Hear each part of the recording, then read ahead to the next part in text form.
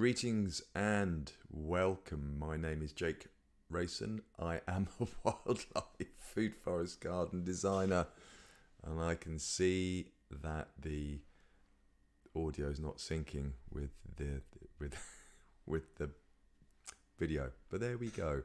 I might turn my camera off actually, just so that you can then concentrate on what's happening. So today I wanted to talk about what happens if you've got some land and you've bought, I don't know, an acre or so. You've got an acre field, you've got a garden, but you've also got an acre field that you want to turn into a forest garden. And what do you do? Where do you start?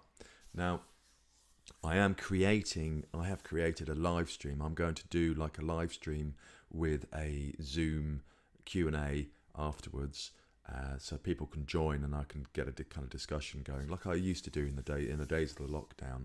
And I will schedule that date. But this is just a quick intro because I was in touch with someone down Carmarthen Way, and in Ammanford, I think.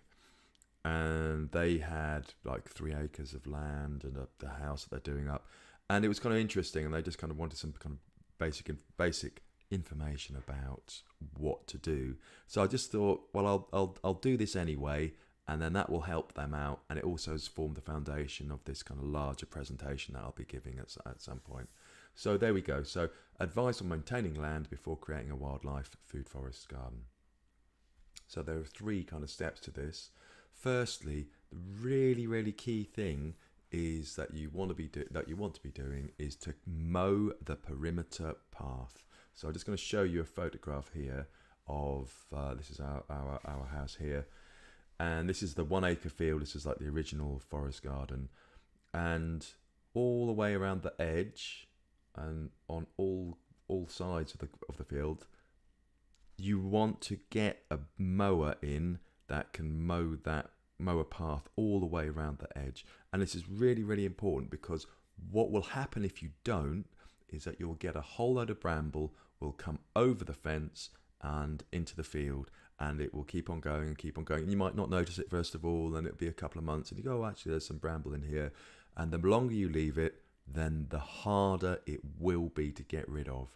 So this is really the fundamental thing that you want to do, is to get a mower in. It's kind of different. If you've got to think as well about how the field is being used. This was like previously rough pasture, so what's called unimproved pasture, and it did have cows in it, and the field was rented out, I think, to a neighbour, and that, which is fine. But as soon as you start putting in like polytunnels like we've got here and raised beds, then you can't have cows and you can't have livestock in unless you start fencing it all off. So once you don't have any livestock eating the grass, then get that mower round.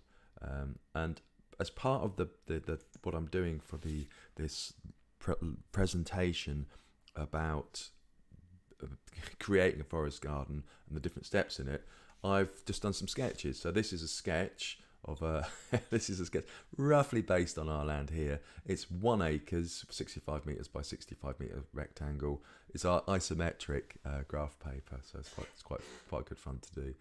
And mow that path. Get a mower and mow that path. Now your common garden mower might not work, so this is what we actually bought, and didn't buy this for a few years, and it's proved the single most, apart from the log splitter, the most used and most important piece of kit that we've got, because this will cut back bramble, but it will also deal with long grass, and you don't really need to be like mowing the grass every weekend. It's just to stop the bramble from coming over. So you only really need to do it, I don't know, once a few times a year, 2-3 times a year, but just keep on doing it. And this is a really good.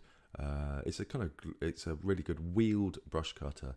So this works really well, and I think you might justify the cost. It's about £1,000. You might justify the cost just with 1 acre. Depends if you're going to keep on using it. But if you've got more than 1 acre, then definitely it's worth doing.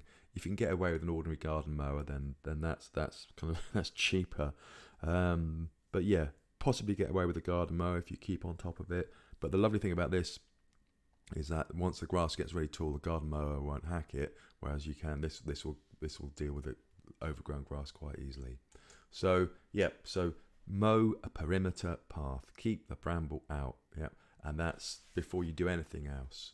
And then the next stages that you come on to will be observing and looking. And the feedback that I had from this potential client that it didn't work out, they just wanted to wait for a while, which is absolutely fair enough. I think it's actually a really good idea, and I don't want to do myself out of any work. But by observing, you can actually see what exists there, what exists in the garden already, in that space already, the native plants that you have, where the water flows, and just different ideas. Live with it for a while. So don't be in a massive rush to get everything done, but just kind of live with it. And then survey. There is, I'll put it in the show notes, but there's I have a checklist for a survey. So just kind of checking the soil and checking the direction of the wind and rainfall and stuff like that. It's a very good idea before you do any design work, is to survey the site, and then that means measuring up and creating a plan, etc., etc. So this is the kind of stuff that I do for a living. A lot of these things you can do yourself at this stage. So before incurring any extra costs, so totally recommend doing that. I'll put a link for that in the notes. Okay, there we go. I mean, that's kind of it really. Where's my camera gone? See if it's working yet. Has it worked? No, out of sync. But there we go.